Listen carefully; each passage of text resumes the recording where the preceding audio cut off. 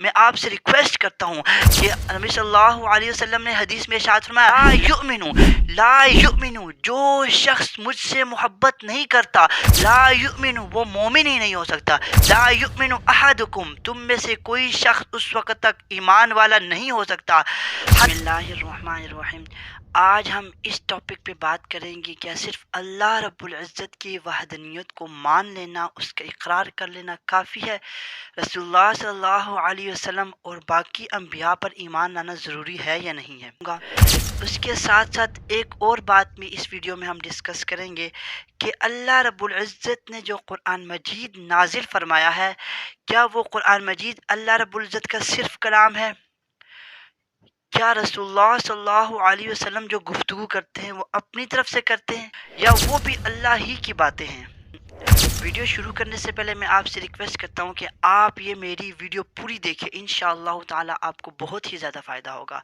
اور اس کے ساتھ ساتھ اگر آپ کو یہ میری ویڈیو پسند آتی ہے تو آپ میرے چینل کو سبسکرائب بھی کر دیں۔ سب سے پہلے تمام تعریفیں اس رب لم یزل کے لیے جس نے زمین و آسمان کو، کونوں مکان کو، دنیا کی ہر چیز کو اپنے حکم کن سے پیدا کیا۔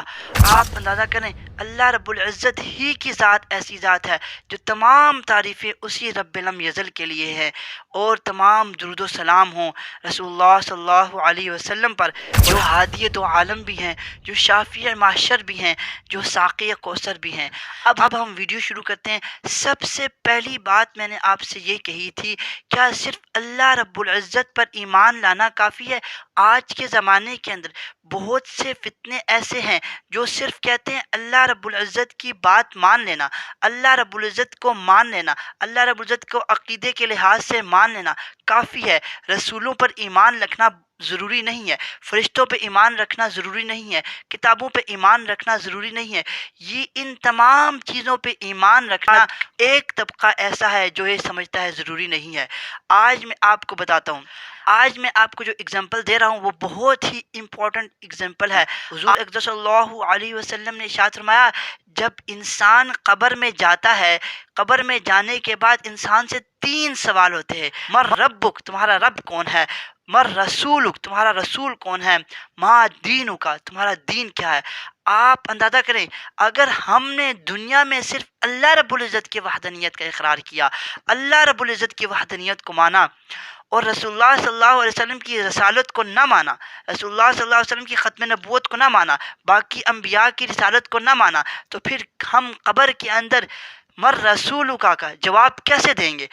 جب آپ سے پوچھا جائے گا تمہارا رسول کون ہے، چلو آپ نے اگر عقیدہ توحید کے مطابق زندگی گزاری ہوئی، عقیدہ توحید پر آپ نے ایمان رکھا ہوا، تو آپ مر ربک کا جواب دے دیں گے۔ لیکن مر رسولک تمہارا رسول کون ہے، جب یہ فرشتے سوال پوچھیں گے، اور حدیث میں آتا ہے رسول اللہ صلی اللہ علیہ وسلم نے ارشاد فرمایا کہ قبر کے اندر جو فرشتے آئیں گے انتہائی کڑک آواز ہوگی، ان کی ایسی آواز ہوگی جس طرح بادل گرجتے ہیں، بجلی کی کڑک کی آواز ہوتی ہے کہ انسان اگر اپنے دھیان میں بیٹھا ہو تو بجلی کڑکتی ہے، انسان چونک جاتا ہے، ڈر جاتا ہے۔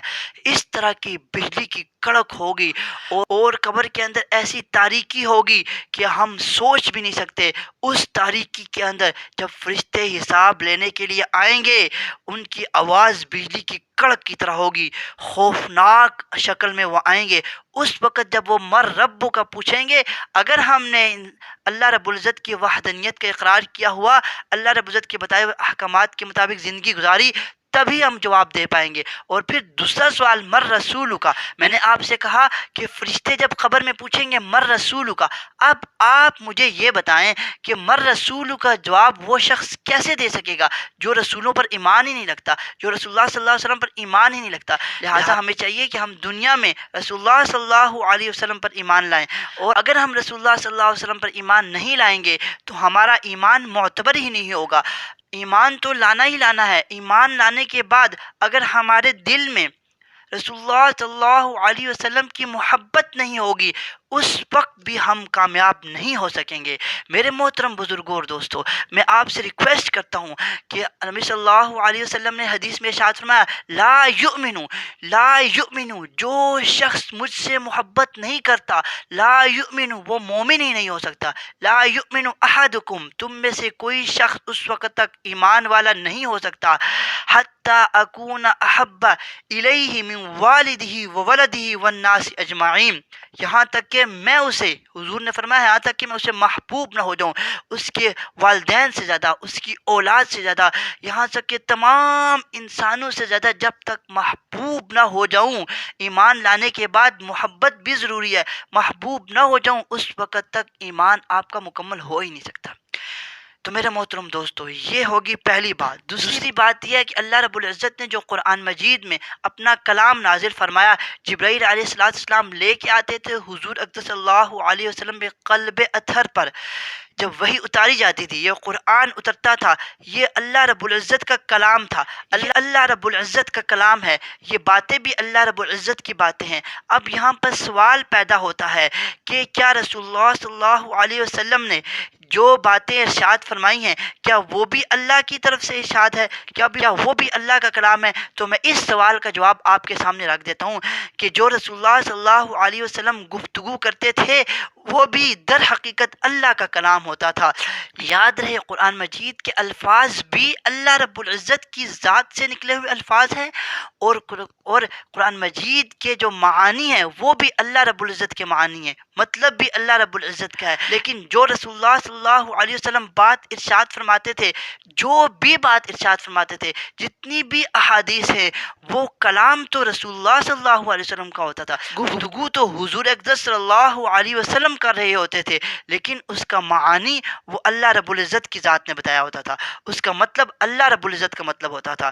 تو لہٰذا ہمیں چاہیے کہ قرآن پر بھی ایمان لائیں اور رسول اللہ صلی اللہ علیہ وسلم کی احادیث پر بھی ایمان لائیں، اور ہمیں چاہیے کہ ہم عقیدہ توحید پر بھی ایمان لائیں اور عقیدہ رسالت پر بھی ایمان لائیں۔ اللہ رب العزت سے دعا ہے جو کچھ کہا سنا اس پر عمل کرنے کی توفیق عطا فرمائے۔ وما علینا الا البلاغ المبین۔